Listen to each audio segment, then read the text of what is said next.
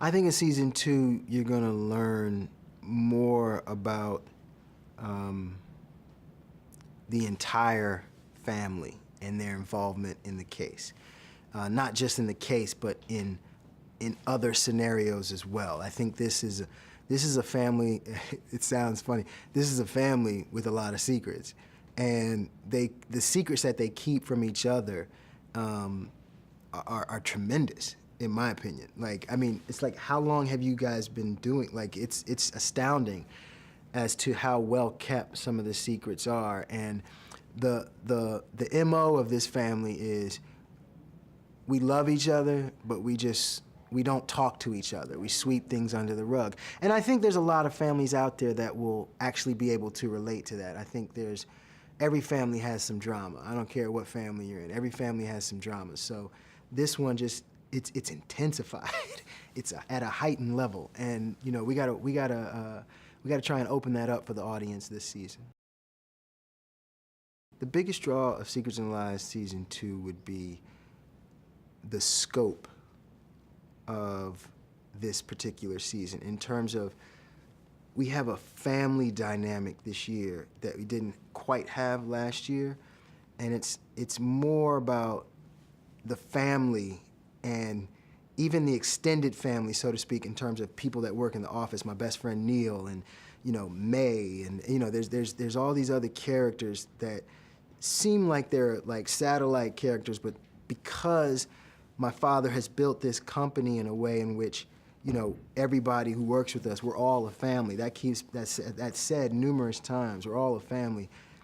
There's a lot more scope to this season in terms of who could be the killer, and I think that's going to be more fun for the audience this season. And actually, I think it's going to be more of an emotional roller coaster because ultimately, you know, the killing is closer to the protagonist, myself. You know what I mean? So it's the death, excuse me, is closer to the protagonist. So that makes for a much more intense emotionality, and you know, everybody around me. I mean, if my brother is the one who killed my wife, how do you rectify that? You know, how do you come out of that? You know, so it's going to be interesting to watch.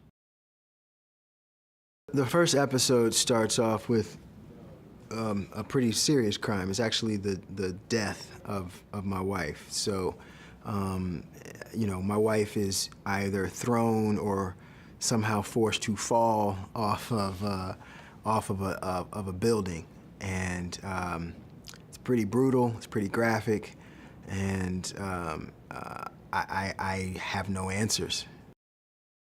I play Eric Warner, and I am the oldest brother in a family of 3 children. My father, played by Terry O'Quinn, is John Warner, and he's built this private equity firm that's doing really well in Charlotte. And my brother Patrick and myself are, you know, in line to kind of take over the family business. And because I'm the oldest, I'm next up to take over the business. And then our sister, Amanda, works in the public defender's office. And so she is, she's not down with the family business, but she's very much involved in our lives. Juliet is probably one of the freest people I've ever met in my entire life. She's just an unconventional individual who basically lives according to her own tune.